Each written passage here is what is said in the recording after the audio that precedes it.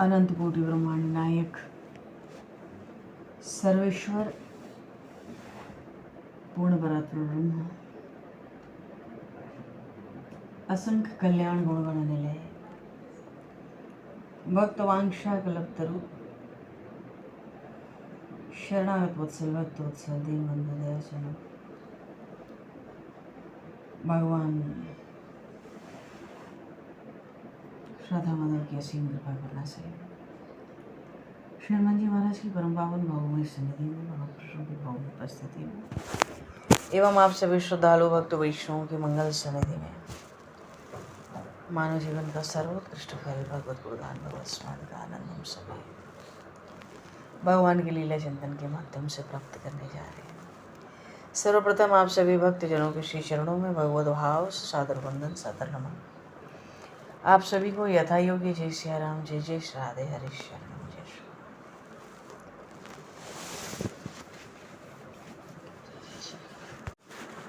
पूर्णेन्दु सुंदर मुखादर वंदनेत्रात् कृष्णातपरं किमपि तत्त्वमहं न जाने कृष्णातपरं किमपि तत्त्वमहं न जाने।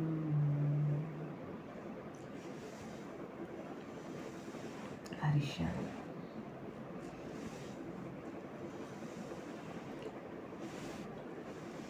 पूर्व दिवस में श्री हनुमान जी महाराज का पूरे भारतवर्ष में बड़े हर्ष उल्लास से श्री हनुमान जी महाराज का प्राकट्य उत्सव, दिव्य जन्मोत्सव, अवतरण दिवस मनाया गया। बोली श्री हनुमान जी महाराज की जय। अच्छा, हनुमान जी महाराज की ऐसी विलक्षण महिमा है कि संसार में भगवान से भी अधिक उनका पूजन होता है।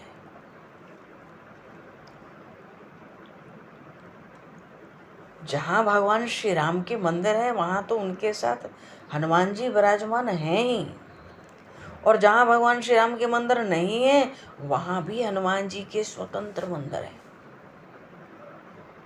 हनुमान जी महाराज का मंदिर प्रत्येक गांव में, प्रत्येक शहर में, जगह जगह मिलता है। और भारतवर्ष में नहीं, विदेशों में भी हनुमान जी महाराज के अनेकों मंदिर हैं। मानो इस तरह से हनुमान जी महाराज तो राम जी के साथ भी पूजित होते हैं और स्वतंत्र रूप से भी पूजित होते हैं। हनुमान जी महाराज के लिए आया ना कि राम काज करबे को आतुर। काम तो सब करते हैं, सेवा सब करते हैं, पर इच्छा नहीं रखते हैं, इसलिए सब उनके ऋणी हो गए। ऐसे ही भक्त भी अगर भगवान की निष्काम भक्ति करे, निष्काम प्रेम की चाहना करे, जहाँ कोई चाहना कामना हो ही नहीं, इच्छा की गंध हो ही नहीं, तो भगवान भी ऐसे भक्त के भक्ति के प्रेम के ऋणी हो जाते हैं। हनुमान जी महाराज को भगवान श्री राम पैदल चले तो सहन नहीं होता। जैसे माता पिता अपने बालक को गोद में लेके चलते ना, ऐसे ही राम जी की कहीं जाने की इच्छा हो तो हनुमान जी उनको अपनी पीठ पर बिठा कर चलते हैं। लिए दुर्योधन पीठ चढ़ाई। जब से हनुमान जी महाराज मिले भगवान श्री राम के वनवास में, किष्किंधा कांड में, तो भगवान श्री राम लक्ष्मण कभी पैदल थोड़े ही चले, फिर नहीं चले। हनुमान जी के मिलने के बाद हनुमान जी महाराज का बड़ा श्रेष्ठ भाव है, स्वकीय भाव है। भक्ति में स्वकीय, ये स्वकीय भाव परकीय माधुर्य रति से भी श्रेष्ठ है। उन्होंने तो वानर का शरीर इसलिए धारण किया कि उनको अपने आराध्य, अपने इष्ट या दूसरे किसी से भी किंचित मात्र भी कोई वस्तु लेने की जरूरत ही ना पड़े। उनको न रोटी की जरूरत है, न कपड़े की जरूरत है, न मकान की जरूरत है, न बाल बच्चों के देखभाल की ज़रूरत है, न मान बढ़ाई की ज़रूरत है। किसी भी चीज़ की हनुमान जी महाराज को ज़रूरत नहीं है। वानर रूप धारण किया इसलिए। वानर है तो भाई जंगल में फल फूल पत्ते खाकर पेड़ों पे रहकर ही जीवन निर्वाह कर लेते हैं।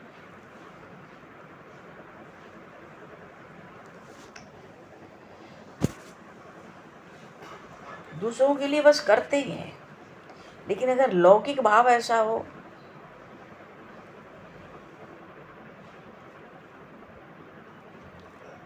लौकिक परकीय भाव में तो प्रेमी का अपने माता पिता भाई बहन सबके साथ संबंध रहता है। पर हनुमान जी तो एक ऐसे हैं, भगवान के सिवा और किसी से संबंध रखते ही नहीं।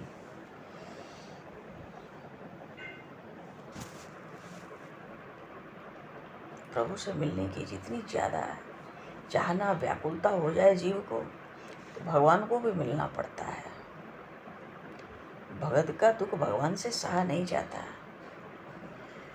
भगवान ने अर्जुन जी से कहा गीता जी में, परमात्मा सबके हृदय में विराजमान है, वे दूर नहीं है। आप नरक में जाओ, 84 लाख योनियों में जाएं, पशु पक्षी बन जाएं, वृक्ष बन जाएं, देवता बन जाएं, तत्वज्ञ जीवन मुक्त ज्ञानी हो जाएं, दुष्ट से दुष्ट हो जाएं, पापी से पापी, अन्यायी से अन्यायी हो जाएं, तो भी भगवान हमारे हृदय में ही रहेंगे। वो ही ईश्वर हैं जो सबके हृदय में रहते हैं। तो सबके हृदय में रहता ही है, महापुरुषों ने कहा उसकी प्राप्ति में क्या दुर्लभ है। फिर उस अविनाशी परमात्मा की प्राप्ति केवल जोरदार चाहना से हो जाती है।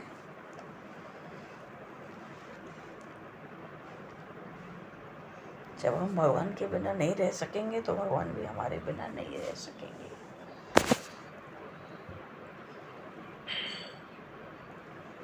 किसी दिन भक्त का विचार हो जाए, अब आज तो जी नहीं सकते प्रभु के बिना, भगवान भी नहीं जी सकते फिर, क्योंकि ये यथा माम प्रपद्यन्ते तंस्थैव भजाम्यहम्।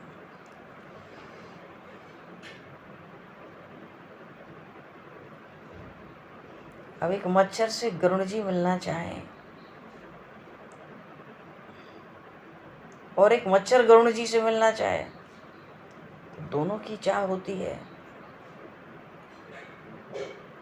मच्छर से मिलने में तो गरुड़ जी की ताकत काम आएगी ना। मच्छर के पास इतनी ताकत कहाँ है कि वो गरुड़ जी से मिले जाके। ऐसे ही भगवान की प्राप्ति की इच्छा हो तो शक्ति तो भगवान की काम करती है, हमारी नहीं। हमारी केवल इच्छा, हमारी केवल कामना, चाहना, लगन, और भगवान की शक्ति। वैसे भी भगवान की प्राप्ति के लिए मनुष्य जन्म मिला है, तो क्यों नहीं होगी। महापुरुष कहते हैं जरूर होगी, केवल इच्छा चाहिए।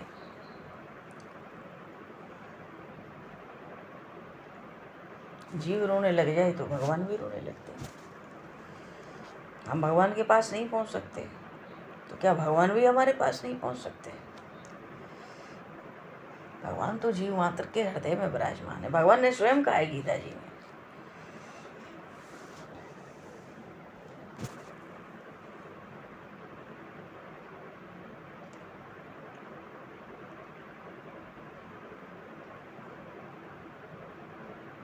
भगवान हमारे कर्मों को देख के नहीं अटकते।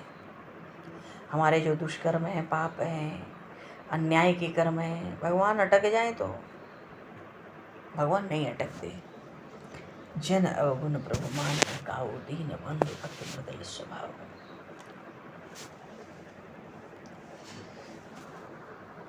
भगवान की प्राप्ति हो इसलिए ही तो हमें मनुष्य जीवन मिला है।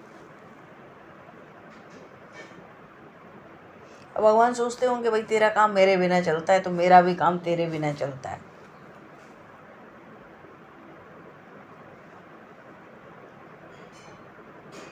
अच्छा, सत्संग से बहुत लाभ होता है, पर भगवान को पाने की भी जोरदार कामना हो जाए तो भगवान को भी महापुरुष कहते हैं आना पड़ता है। भगवान तो हरदम तैयार है मिलने को।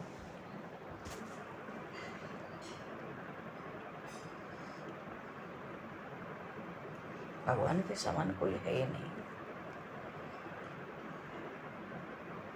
हम व्याकुल हों भगवान के लिए तो भगवान भी व्याकुल हो जाएंगे, क्योंकि भक्त का दुख भगवान से नहीं सहा जाता। और जिसने जीवन में सत्य को प्राप्त कर लिया है, सत्य स्वरूप तो केवल परमात्मा है। सत्यम परम धीमहि, भागवत में आया। तो जिसने सत्य को प्राप्त कर लिया वो जितना श्रेष्ठ है उतना दुनिया में कोई श्रेष्ठ नहीं हो सकता। इंद्र भी नहीं, पद से ब्रह्मा जी भी नहीं। वो कितनी विचित्र बात है। उस सत्य रूप की, उस सत्य की प्राप्ति में सबका अधिकार है, मनुष्य मात्र का भी अधिकार है। ऐसा कोई नहीं जिसका अधिकार नहीं है। मैं तो भगवान से यही कहना चाहिए, प्रभु आपका विस्मरण न हो। चाहे घर का काम धंधा हो, या रसोई हो, या झाड़ू हो, या जल भरना हो, कुछ भी करना हो, प्रभु आपका विस्मरण न हो। अगर हम निष्पाप होते तो संसार में क्यों जन्म लेते हैं? भगवान क्षमा करते हैं तभी कल्याण होता है। कोई मनुष्य सोचे कि हम सर्वथा निष्पाप हो जाएं, पहले पवित्र हो जाएं, तो हम अपना कल्याण कर लेंगे। किसी में ऐसी ताकत है नहीं, हो सकती नहीं है।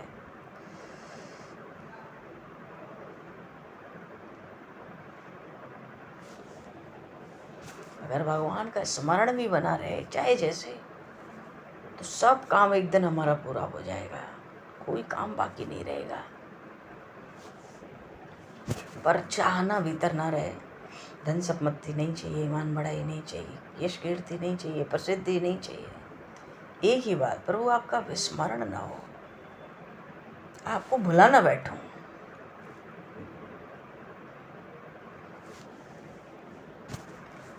बहुत शक्ति है इस बात में।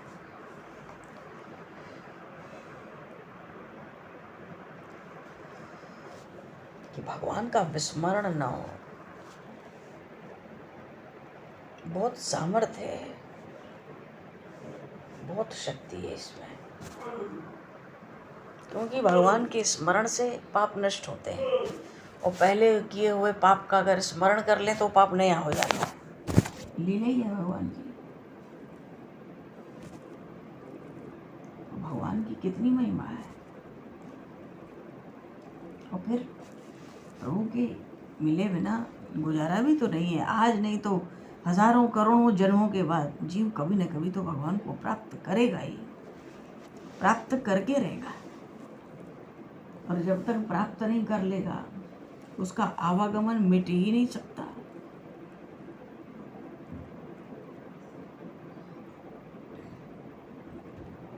सबसे सहज उपाय महापुरुषों ने, हमारे सदग्रंथों ने बताया। जब सब भगवान ही है तो भगवान पर अपना सब भार छोड़ के निश्चिंत हो जाओ। भगवान के चरणों का बल रखो, उसी में निष्ठा, उसी का विश्वास, उसी का भरोसा। भीतर से प्रभु के हो जाओ, सब भार प्रभु चरणों में छोड़ दो। हाँ, भगवान का ख्याल एक पल भी न जाए। उस ख्याल में प्रेम हो चाहे ना हो, भाव हो चाहे ना हो, भक्ति हो चाहे ना हो, भगवान का स्मरण निरंतर बना रहे। भगवान का निरंतर स्मरण बना रहे। महापुरुष कहते हैं फिर तुम्हारा सब काम बन जाएगा, कोई काम बचा नहीं रह जाएगा।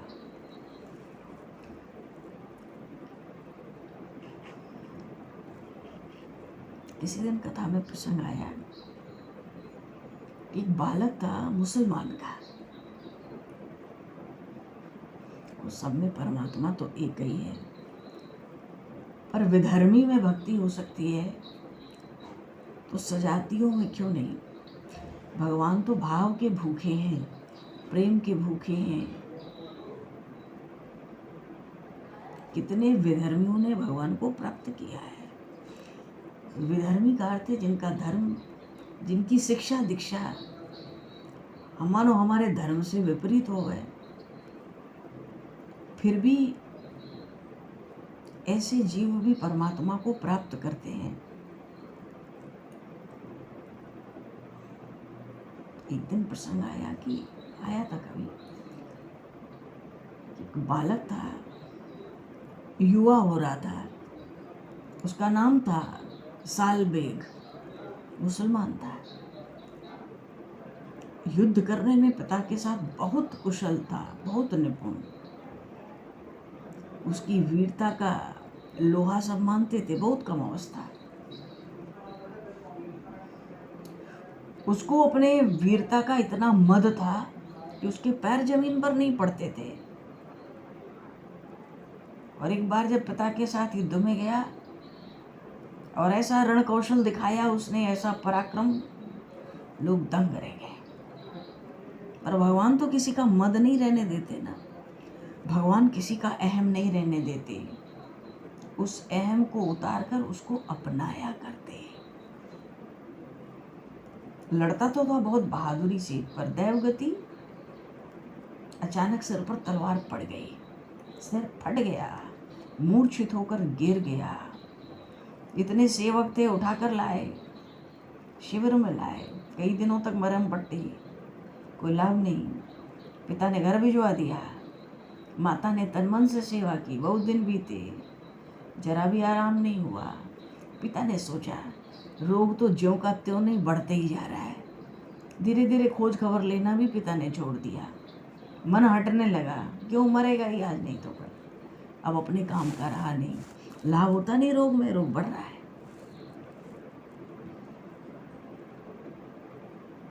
खोज खबर लेना छोड़ दिया।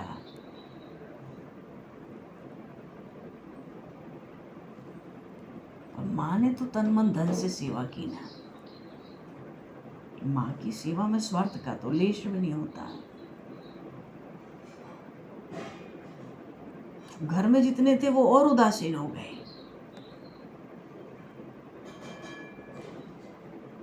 पर एक माँ थी उसकी, जो अपने आहार को, अपनी निद्रा को भुलाकर भी दिन रात उस पुत्र की रोग की शैया के पास बैठी रहती थी और प्राणपण से सेवा करती थी।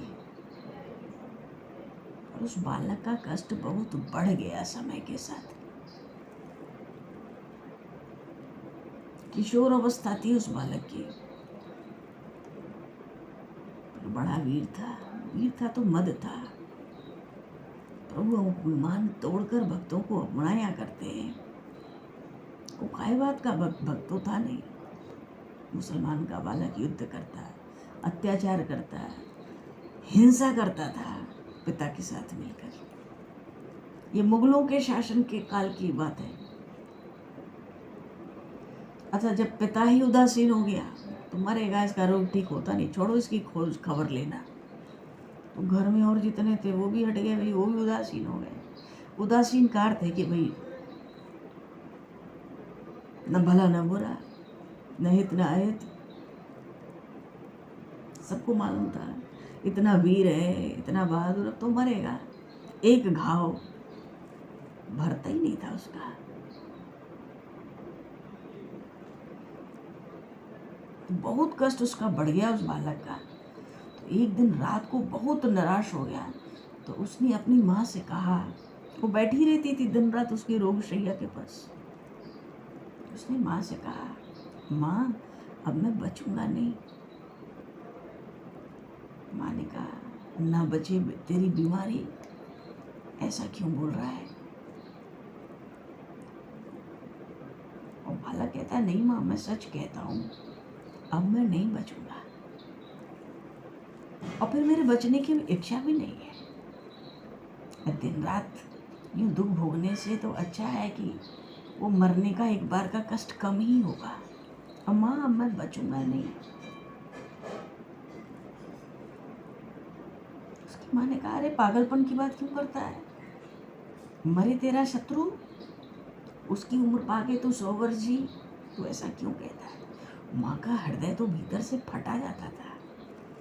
एक तो महीनों से, वर्ष हो रहे हैं, रोग शैया पर है, लाभ कुछ नहीं दिखता था उसको।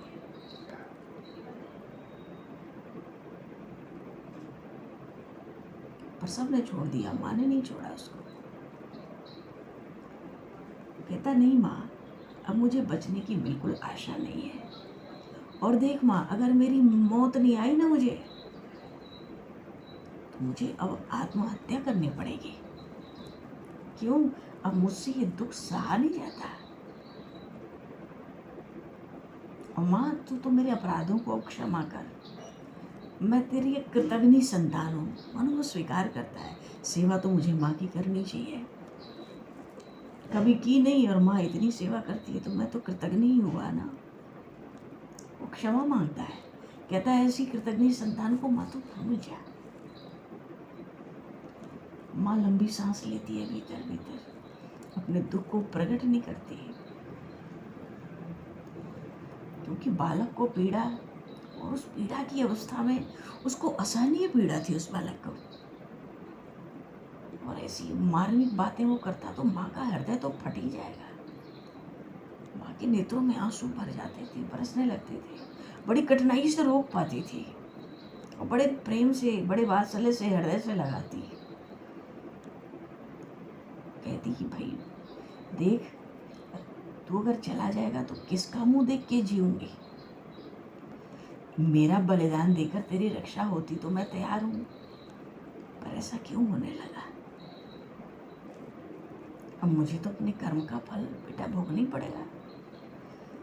और हाँ, जिसके पास कोई उपाय नहीं है ना, उसके पास एक उपाय अवश्य है। वो मैं तुझसे कहती हूँ आज, पर तू बता, क्या तू उसे कर सकेगा। सालवेल ने तुरंत अपनी माँ से कहा, क्यों नहीं माँ, तू बता। मैं तेरा कहा नहीं मानूंगा तो किसका कहा मानूंगा। बोल, तू तो बोल, तुझे जो कुछ कहना है खुशी से कह, मैं जरूर तेरे मुताबिक करूंगा। माँ ने थोड़ा समय लिया, बेटा से कहा कि भाई, और तुझसे वो नहीं होगा, रहने दे, तुझसे कभी नहीं होगा। बचपन से तुझ पे जो संस्कार पड़ गए हैं, तुझे जो शिक्षा मिली है, उसके विपरीत कैसे तू आचरण करेगा। बच्चे को आश्चर्य हुआ, ऐसा मेरी माँ क्या कहना चाहती है जो मेरी शिक्षा दीक्षा के विपरीत है।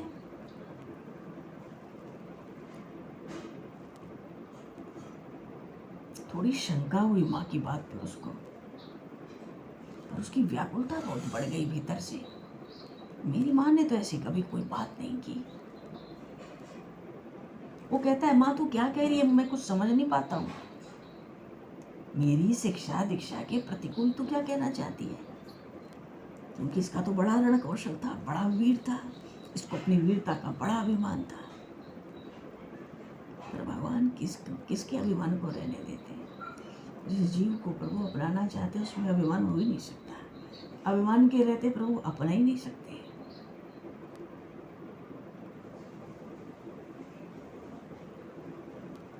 पर सिर पर जब से तलवार पड़ी, सर फटा, उसके हौसले तो सब टूट ही चुके थे। मृत्यु की वो प्रतीक्षा करता था दिन रात, और आज तो कह रहा है, नहीं आई मौत तो आत्महत्या भी करूंगा, पर ये दुख नहीं सहूंगा। सोचने लगा, मेरी शिक्षा दीक्षा, मानो मेरा तो इतना नाम, मुझे लोग इतनी मेरी प्रशंसा, इतनी कम अवस्था में मेरी ऐसी प्रतिष्ठा। माँ कहती है, मेरे संस्कार, मेरी शिक्षा दीक्षा के विपरीत कुछ सुनाना चाहती है। उसकी माँ ने कहा, देख, तुझे क्या ये बात नहीं पता है कि तुझे जो शिक्षा दीक्षा आज तक मिली है, मैं उसके बिल्कुल विरुद्ध हूँ। क्या तू नहीं जानता इस बात को। देख बेटा, मैं एक हिंदू ब्राह्मण की लड़की हूँ। जब सालवेग ने सुना तो उसके आश्चर्य का ठिकाना नहीं रहा। कहता है, ये तू क्या कह रही है, तू हिंदू है तो तू मेरी माता कैसे हुई।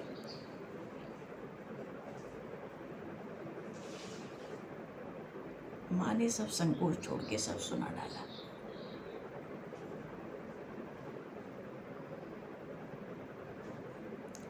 वस्तुतः उसकी माँ का ब्याह बचपन में ही हो गया था, पर जो पति था वो भी बचपन में ही समाप्त हो गया, पर ये रहती ससुराल में ही थी। इनके जो सास ससुर थे वो पुत्र के वियोग में समाप्त हो गए। ये अकेली बच गई थी। मुगल काल था और कहीं किसी अवसर से इस बालक का पिता उठा लाया था कभी। आज पहली बार माँ ने अपने पुत्र को अपनी बातें सुनाई, सब बात सुना दी, विस्तार से सुना दिया माँ ने।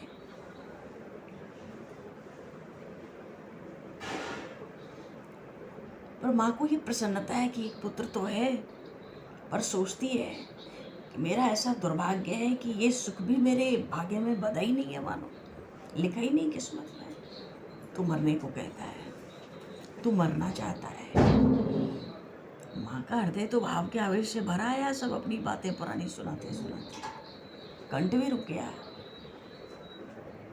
पर पुत्र को सब बातों को ठीक से समझने में देर थोड़ी लगी होगी। बड़ा बुद्धिमान था वो सालबेग, बड़ा वीर था, बड़ा बहादुर था।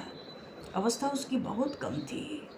वो अपने पिता के अत्याचारों को समझ गया, क्योंकि अभी भी पिता के साथ वही करता था जो पिता कहता था। झटपट सब बातों को समझ गया। पर माँ की अवस्था पर आज उसको बहुत दया आई। उसके नेत्रों से आंसू बरसने लगे। पर भीतर ही भीतर उसने धैर्य धारण किया। तो अपनी जन्मदात्री जो माँ है उसको आश्वासन देता है, माँ तूने मुझे गर्भ में धारण किया है, मेरी ये देह तेरी है, तो तू बोल, तू जो कुछ कहना चाहती है ना तो कह दे। तुझे जो उपाय बतलाना हो ना, मेरी शिक्षा दीक्षा सबके विरुद्ध बतला दे। तू जो कहेगी ना माँ, मैं उसी के अनुसार करूँगा।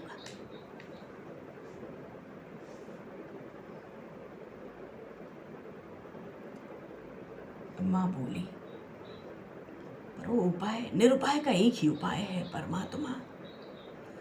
हर रोग की महा औषधि है परमात्मा। पर माँ ने सोचा पहले इसको दिखाना तो पड़ेगा दृश्य संसार का।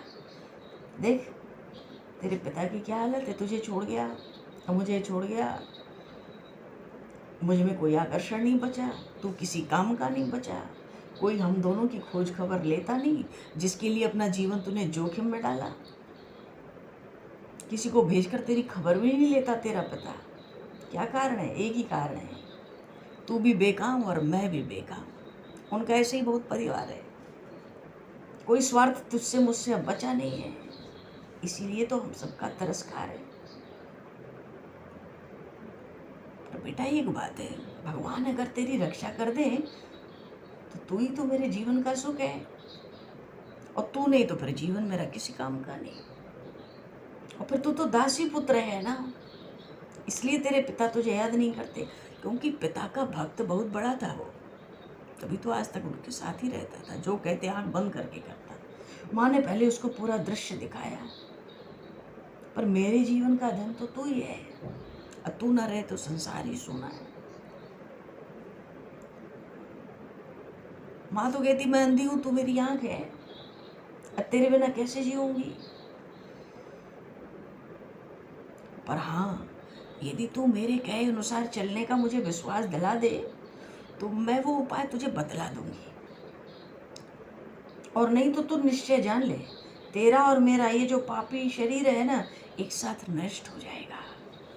मानो माँ ने स्पष्ट कह दिया, अगर तूने प्राण त्याग दिए या तेरे प्राण निकल गए तो मैं भी प्राण तो दे ही दूंगी।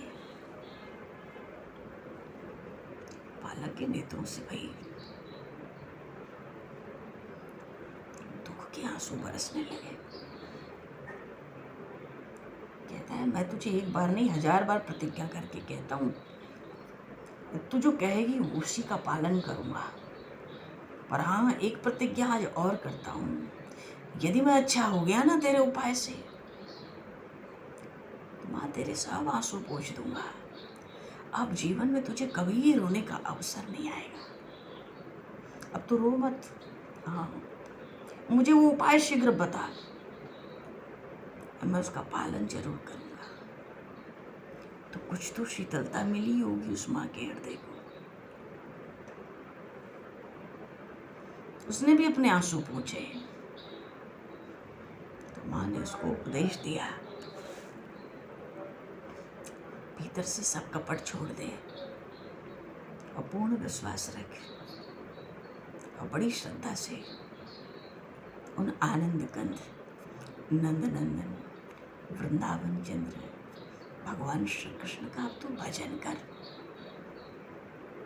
अरे वो अनंत कोटि ब्रह्मांडों के नाथ हैं, वो सब देवताओं के राजा हैं, उनकी आज्ञा हो तो सब अपने मस्तक पर धारण करते हैं। जिसके पास जीवन में कोई उपाय ना बचा हो, उसके एकमात्र उपाय वही है। तेरे रोग की महाऔषधि भी वही है। फिर तुझे आत्महत्या करने की नहीं सूझेगी तो उनका भजन कर। अरे जब तू निश्चय करेगा ना उनके भजन का, उनके भजन के निश्चय करने के साथ ही तेरे सारे रोग और दोष भी दूर हो जाएंगे। देख बेटा, यही एक उपाय है। इसलिए अब उन विश्व पिता का ही भजन कर, तो उन्हीं का स्मरण कर।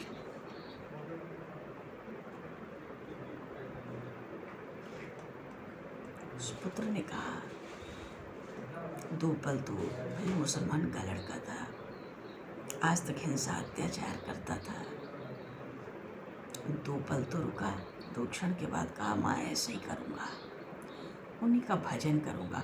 पर मैं उनके बारे में कुछ जानता नहीं हूँ, क्या है, कैसे हैं, कहाँ राज्य करते हैं, उनके माता पिता कौन है, उनका भजन कैसे होता है, ये भी तो मैं नहीं जानता। इसलिए माँ तू एक काम कर, उनसे मेरी कुछ पहचान करा दे जिससे मैं उनका भजन कर सकूं।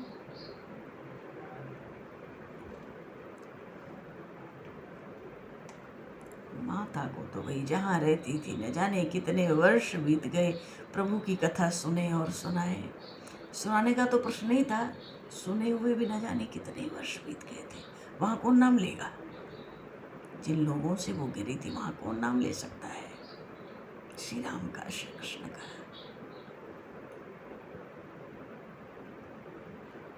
और आज तो भगवान की चर्चा करने का बड़ा सुंदर सुयोग बना।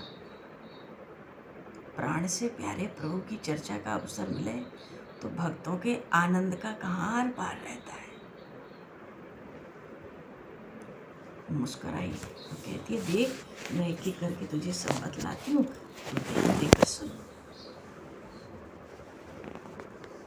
उन गोपाल के पिता का नाम नंद जी है और माता का नाम यशोदा जी है।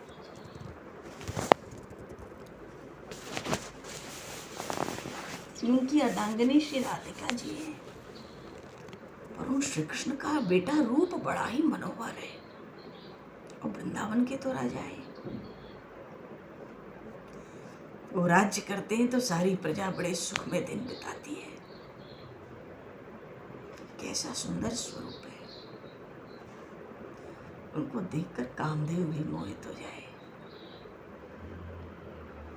अच्छा, सालबेग ने आज तक तो अत्याचार और हिंसा ही किए थे। माँ कहती गई और संकट ऐसा था उस पुत्र के जीवन पे कि बात धीरे धीरे उसके हृदय में जमती चली गई। उनका श्रीअंग कैसा सुंदर है, नील कांतामणि से भी उसकी तुलना नहीं हो सकती है, नील मेघ से भी उनकी तुलना नहीं हो सकती है। मस्तक पर गुंजाओं का माला, कानों में मकराकृत कुंडल, नेत्र खिले हुए कमल के समान विशाल, भ्रकुटी मानो कामदेव के बाण के समान। हाँ, नासिका के अग्रभाग पे बड़ा सुंदर मनोहर मोती लटकन लटकती है। दांत तो अनार के दाने से भी बढ़कर सुंदर। अधरों से तो अमृत बरसता हो, मंद मंद हास्य।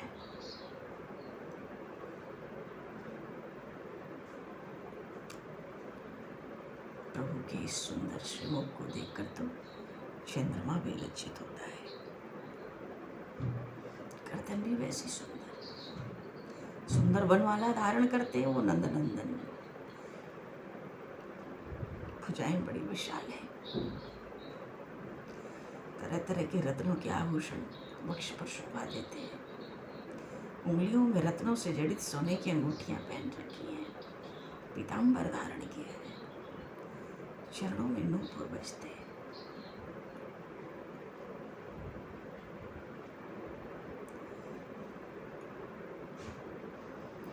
उनके चरण के तलवे में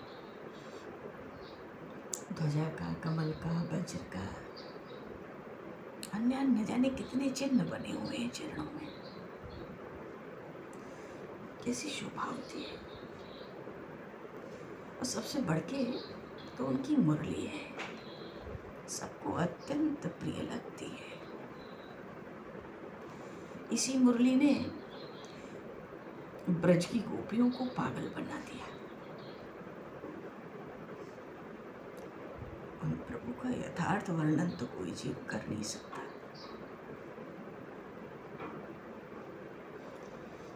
ध्यान शेषनाग अपने 1000 मुखों से अभी तक भगवान के गुणों को गा के पार नहीं पा सके। किसकी वाणी की क्या विसात है।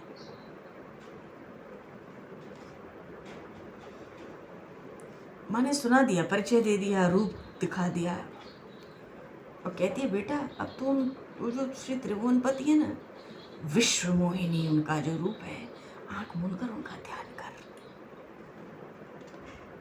ब्रह्मादि देवता, महर्षि, देवर्षि, साधु, सज्जन सब उनका ध्यान करते हैं। और अखिल ऐश्वर्य की जो अधिष्ठात्री कमला है, महालक्ष्मी भगवती, उनके चरणों की सेवा के लिए सदा तैयार रहती है।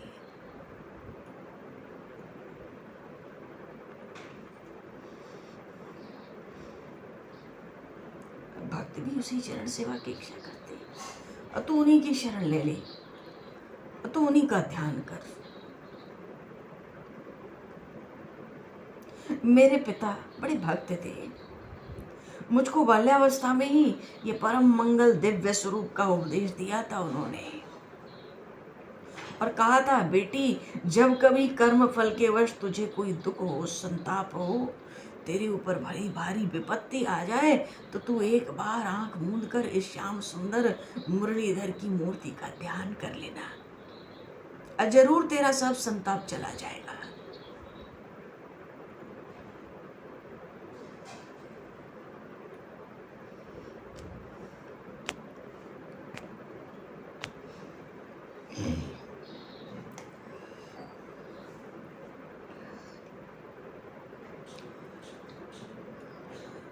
माँ तो कहती है पुत्र से, मैं अपनी क्या कहूँ, इन राक्षस की पुरी में अब तक जो मैं स्थिर रह सकी हूँ, इस भगवत ध्यान के ही प्रभाव से।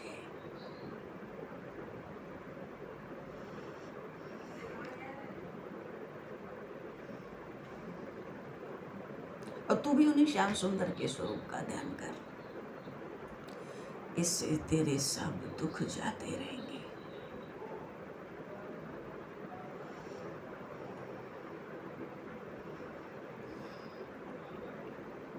भाव इतना प्रबल होता चला गया, मुखारविंद तेज से परिपूर्ण हो गया। माँ का स्तब्ध रह गया बालक देखकर,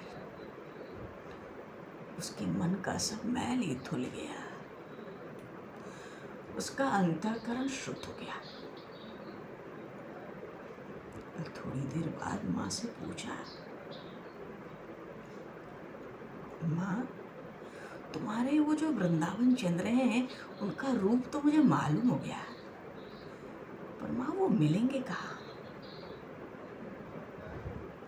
माँ ने कहा बेटा उनकी बड़ी विचित्र लीला है।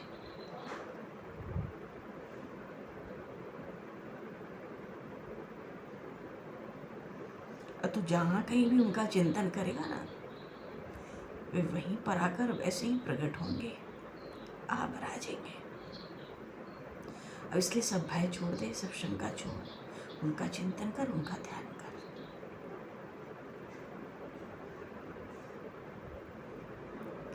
उस पुत्र ने माँ से पूछा, अम्मा ठीक है मैं ध्यान तो करूँगा, पर कितने दिन में दर्शन होगा? कितने दिनों में मैं अपनी इस दारुण पीड़ा से मुक्त हो जाऊंगा? माँ ने कहा, बेटा श्री कृष्ण के भजन का मूल तो विश्वास ही है।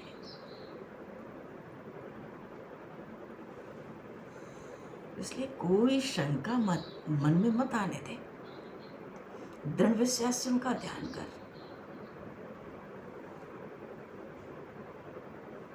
12 दिन में भी तुझे दर्शन हो सकते हैं। संकल्प विकल्प छोड़ दे, और संकल्प विकल्प शंका करेगा तो 12 दिन के 12 वर्ष में भी फिर दर्शन नहीं होंगे।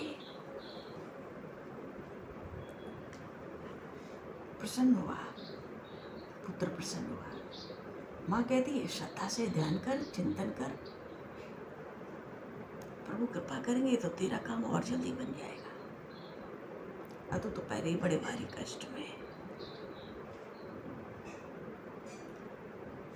बालक ने भी कहा, अब आखिरी बार इस सृष्टि को देख लेता हूँ। क्यों? वो तो उसको तो लगता था मृत्यु आएगी, मरूंगा, नहीं आएगी तो आत्महत्या करूंगा। उसके जीवन में जीने के लिए कोई आशा तो शेष नहीं थी। उसने कहा यही करूंगा, और कोई स्वरूप भीतर अंदर अब प्रवेश करने ही नहीं दूंगा, किसी रूप का विचार अंदर नहीं आने दूंगा। पर माँ तू उनको थोड़ा जना दे कि मेरी जांच पड़ताल ज़्यादा वो ना करे। मैं तो अविश्वासी हूँ, अपने निर्मल प्रेम की माला मुझे पहना दे तो उनका आकर्षण हो जाएगा, फिर मैं भजन करूँगा। तू इतनी बात कर दे। ओके ना, बंशी बजाते मुस्कुराते मुझसे मिले, और तेरे प्रभु का माँ दर्शन नहीं हुआ तो अब मैं ये नेत्र नहीं खोलूंगा। अंतिम बार सृष्टि देख रहा हूँ, तू निश्चित मान, पर एक बात और पूछनी है माँ। मैंने बोला बता। उसने कहा, तेरे प्रभु को स्मरण करने का कोई मंत्र तंत्र है क्या? माँ बहुत हर्ष हुआ, कंठ गदगद हो गया। तो मैंने कहा, हाँ मंत्र है। उनका जो मनोहर नाम है ना, वो ही मंत्र है उनको प्राप्त करने का। उसी नाम का जप कर, तो श्री कृष्ण नाम का जप कर, और इसी नाम से पुकार। इसके आकर्षण से वो अपने आप ही तेरे पास चले आएंगे।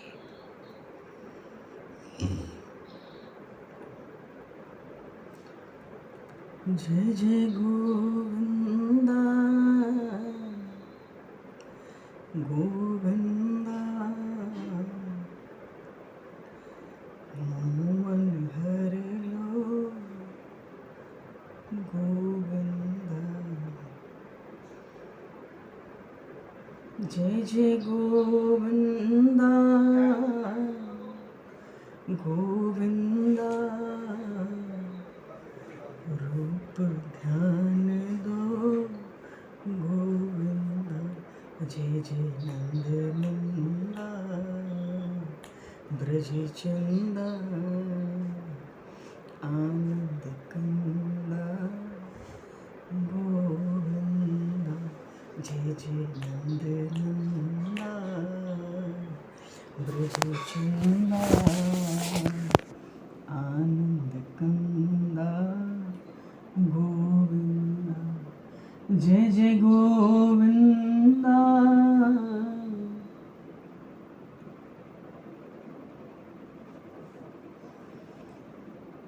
जय जय गोविंदा। चरण लगा पद अरविंदा, जय जय नंद नंदा ब्रज चंदा, रूप ध्यान दो गोविंदा। जय जय नंद नंदा ब्रज चंदा, आनंद आनंद कंदा गोविंदा, जय जय गोविंदा, जय जय गोविंदा, गोविंदा, मन हर लो गोविंदा, जय जय नंद नंदा, ब्रज चंदा, आनंद कंदा गोविंदा, जय जय नंद नंदा, ब्रज चंदा, आनंद कंदा गोविंदा,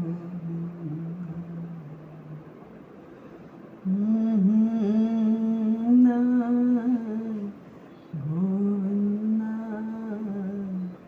रूप ध्यान दो गोविंदा, जय जय नंदा,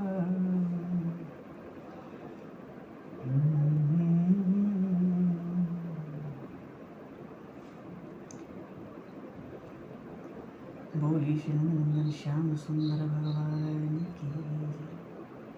बालक ने तो भगवान का कीर्तन आरंभ किया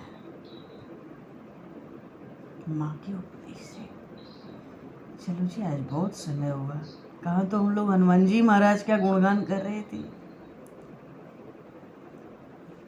अच्छा है, भगवान के भक्त का चरित्र प्रकट हुआ, जिससे परमात्मा मिले, बस वो ही एक सच्ची कथा है। फिर कभी ऐसे ही अचानक अवसर देंगे तो ये चरित्र पूरा हो जाएगा। पूरा क्या होना है, भगवान ने उस पर कृपा की। 12वें दिन प्रभु ने उस पर कृपा करी, सब रोग दोष शोक सब संताप दूर हो गए। सदा सदा के लिए प्रभु की महिमा का गुणगान करने वो चल पड़ा। एक दिन सारा रोग उसका 12वें दिन क्षु मंतर हो गया, निशान मात्र बचा सर पर। वो धन्य धन्य हो गया, कृतार्थ हो गया। माँ के हृदय को कितना अपार हर्ष प्राप्त हुआ होगा। अच्छा जी, समय को दृष्टिगत करते बहुत समय हुआ। बोलिए श्री नंदन श्याम सुंदर भगवान की, श्यावर रामचंद्र भगवान की जय, श्री गौरी शंकर भगवान की जय, श्री हनुमान जी महाराज की, सब संतन की जय, सब भक्तन की जय, सब गुरुदेव भगवान की जय। जय जय श्री सीताराम। भगवान समय को दृष्टिगत करते हुए आज यहीं पर वाणी को विराम, वाक्य पुष्पांजलि प्रभु के श्री चरणों में सादर समर्पित। और आप सभी को यथा योग्य जय श्री राम, जय जय श्री राधे हरि शरण, जय श्री राधे हरि, जय सुंदर मान जी, जय श्री राम, जय श्री राम, जय श्री राम महाराज। बोलो जी, आप जो कोई बोलना चाहे बोलो, कीर्तन बोलो। जय श्री राम।